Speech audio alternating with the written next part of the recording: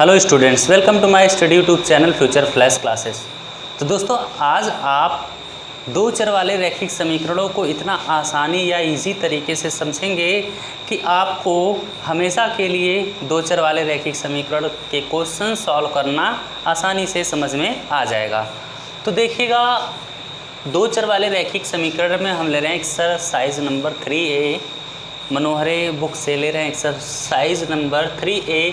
Question number 1 आपके सामने screen पर है। देखिएगा, क्वेश्चन नंबर 1 आपके सामने स्क्रीन पर है। आफताब अपनी पुत्री से कहता है, 7 वर्ष पूर्व मैं तुमसे 7 गुनी आयु का था, अब से 3 वर्ष बाद मैं तुमसे केवल 3 गुनी आयु का रह जाऊंगा। इस स्थिति को बीजगणितीय एवं ग्राफीय रूपों में व्यक्त कीजिए। तो देखिएगा, दो चर वाले रैखिक समीकरण का मतलब होगा इसमें दो चर आएंगे, वेरिएबल दो आएंगे, X Y, A B, C D, इस तरह से दो चर, दो एक्स से जेड तक की जो अक्षर हैं उन अक्षरों में से कोई दो चर आ जाएं तो दो चर वाले रैखिक समीकरण कहे जाएंगे। रैखिक इसलिए कहा जाएगा क्योंकि पावर उसमें क्या होगी, एक होगी सभी वेरिएबल्स की, सभी चरों की। तो आफताब अपनी पुत्री से कहता है, 7 वर्ष पूर्व मैं तुमसे 7 गुनी आयु का था। तो इसमें देखिएगा, आफताब है और उसकी पुत्री है, दोनों की आयु क्या होगी, अलग अलग होगी। तो दोनों की आयु को हम मान लेंगे। तो माना, आप मानेंगे, माना आफताब की आयु x वर्ष तथा उसके पुत्री की आयु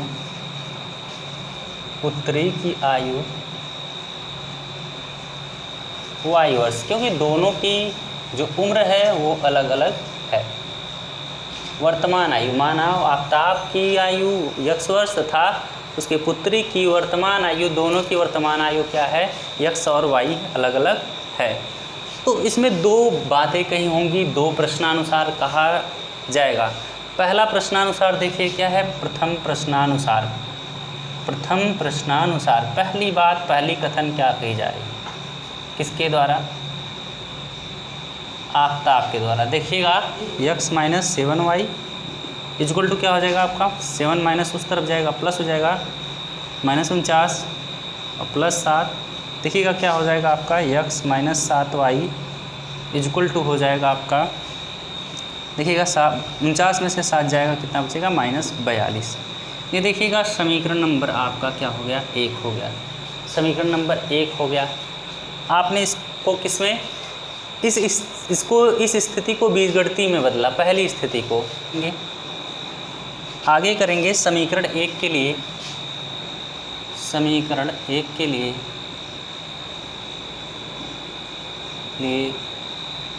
बिंदु सारणी बना लीजिए। अब बिंदु सारणी देखिए कैसे बनाते हैं। देखिएगा, हमारे पास जो समीकरण है उसमें इस तरह से आप बॉक्स बनाइए। देखिएगा, इसमें आप 4 वैल्यू लाएंगे। देखिएगा 1 2 3 4। देखिएगा, आप x की वैल्यू अपने मन से लीजिएगा, x की वैल्यू अपने मन से ले जाएंगे। तो देखिएगा, y के पदों में मान यदि ज्ञात करें तो उधर जाएगा आपका, क्या हो जाएगा, y बराबर क्या हो जाएगा। आप y का मान सॉल्व करके यहाँ से लाइएगा। y का मान क्या होगा, y का मान देखिए यहाँ से ले जाएंगे, x को उस तरफ तो हो जाएगा -7y इक्वल टू -42, x जाएगा -x, माइनस से गुणा कर देंगे, क्या हो जाएगा आपका 7y हो जाएगा, ये 7y equal to x plus 42। आगे y इक्वल टू क्या हो जाएगा, देखिए हो जाएगा x प्लस 42 है ही, पूरे के बटे 7 क्या हो जाएगा, नीचे चला जाएगा। अब देखिएगा, y की वैल्यू क्या है, x प्लस 42 और पूरे के बटे 7। अब देखिएगा, हम x के मान ऐसे रखेंगे कि ये पूरा वैल्यू जो हो 7 से कट जाए। तो x की वैल्यू पहले हम क्या ले रहे हैं, 0 ले रहे हैं। क्या ले रहे हैं, 0 ले लेंगे। तो देखिए क्या हो जाएगा आपका, 0 ले लेंगे तो 42, 7 से कट जाएगा, 7 छक 42 से 42 बचेगा, 7 से भाग देंगे, 7 छक 42 हो जाएगा। फिर क्या ले लें, यदि x की वैल्यू 7 ले लें तो 7 42 7 49 और भाग दे देंगे 7 7 क्या हो जाएगा, 49 हो जाएगा।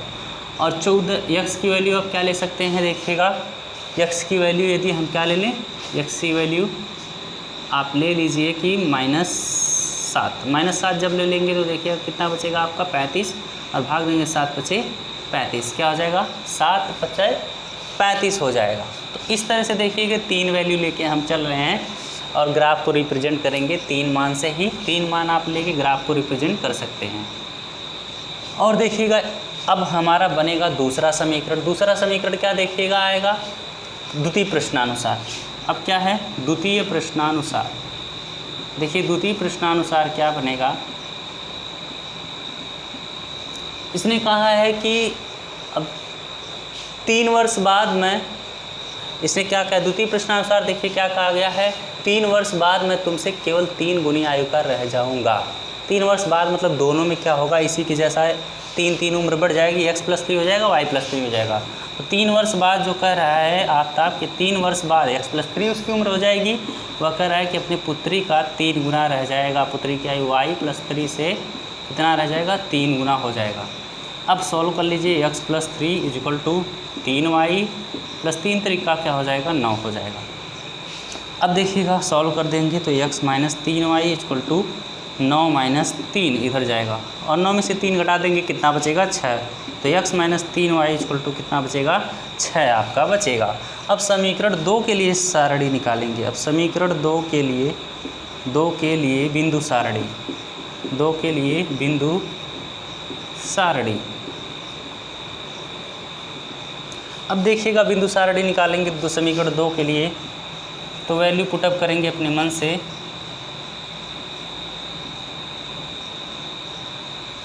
देखिएगा यहाँ x का मान रखेंगे और y का मान आप कितना आना आएगा, इधर भेज देंगे तो क्या हो जाएगा आपका, x को भेजेंगे तो हो जाएगा आपका, देखिए y के पदों में यदि मान निकालें तो 6 इधर, तो x - 6 होल के बटे 3, ये y की वैल्यू आएगी। देखिए यहाँ से सॉल्व करेंगे, 6 इधर ले जाएंगे, 3y उधर लेंगे तो x - 6 होगा, और 3y उधर जाएगा तो +3y हो जाएगा, 3 फिर नीचे भेज देंगे तो y की वैल्यू क्या आ जाएगी, y की वैल्यू x के पदों में आई x - 6/3, x - 6/3 देखिएगा सॉल्व करने के बाद। अब x की वैल्यू हम रखेंगे और y की वैल्यू ऐसा मान रखिए कि यह y की वैल्यू क्या हो, आसानी से प्राप्त हो। तो देखिएगा यदि 0 लें, x की वैल्यू क्या लें, 0 लें तो -6 होगा, और 3 से भाग देंगे, 3 दूनी 6 -2 आएगा। और फिर दी x की वैल्यू हम क्या रखें, 6 रखें, x की वैल्यू क्या रखें, 6 रखें, तो 6 में से 6 क्या आ जाएगा, 0, और 3 से भाग देंगे तो क्या आ जाएगा, 0। और यदि हम x की वैल्यू क्या रखें, x की वैल्यू 12 रखें हैं, तो 12 में से आपका 12 में से 6 जाएगा, कितना बचेगा, 6 बचेगा। 6 में 3 से भाग देंगे, 3 दूना के 6, 2 आ जाएगा, कितना आ जाएगा, 2 आ जाएगा। तो इस तरह से ये बिंदु सारणी बन गई। इसके लिए बिंदु 0, 6, 7, -7, -7, 5, इसके लिए 0, -2, 6, 0, 12, 2। अब इसका ग्राफी निरूपण, इन बिंदुओं का आप क्या निकालेंगे, ग्राफी निरूपण के लिए, ग्राफीय निरूपण के लिए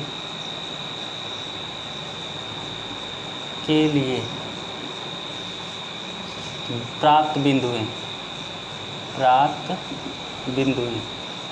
आपको कितनी बिंदुएं मिल रही हैं, देखिएगा समीकरण 1 से मिल रहा है आपका 0, -6, 0, 6, 7, 7 और -7, 5।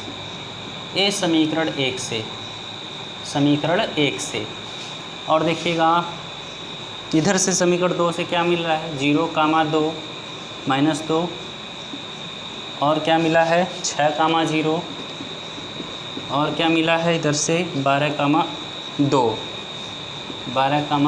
2, ये मिला है आपका, ये समीकरण 2 से।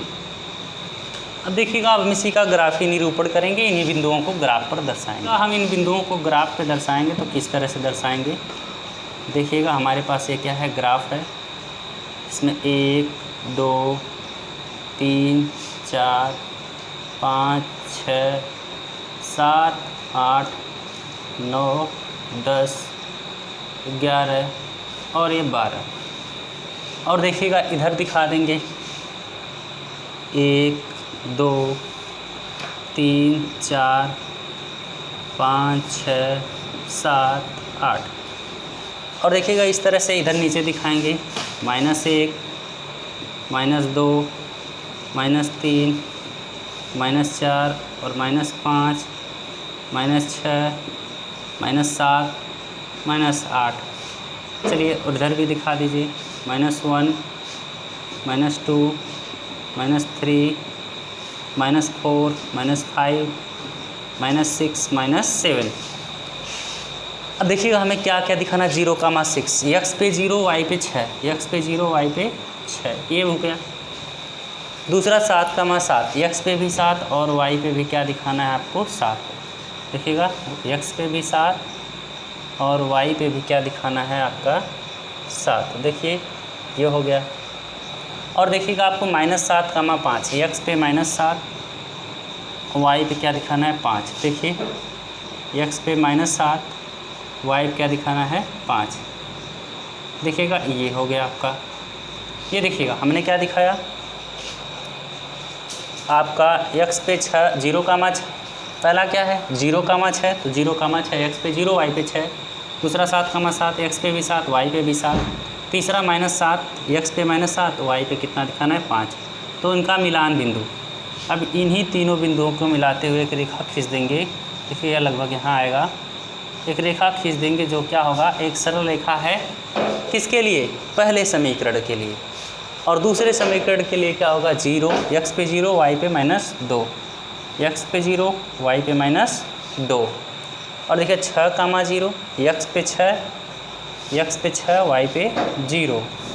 और नेक्स्ट क्या है 12,2, x पे 12, x पे ही 12 है और y पे क्या है 2, इस 12 और 2।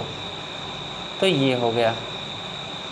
इसी तरह इन तीनों बिंदुओं को भी मिलाते हुए क्या करेंगे, इन तीनों को भी मिलाते हुए एक सरल रेखा खींच देंगे। तीनों बिंदुओं को मिलाते हुए एक सरल रेखा खींच देंगे। तो देखिएगा इस तरह से क्या किया जाएगा, ग्राफीय निरूपण किया जाएगा समीकरण 1 व 2 का।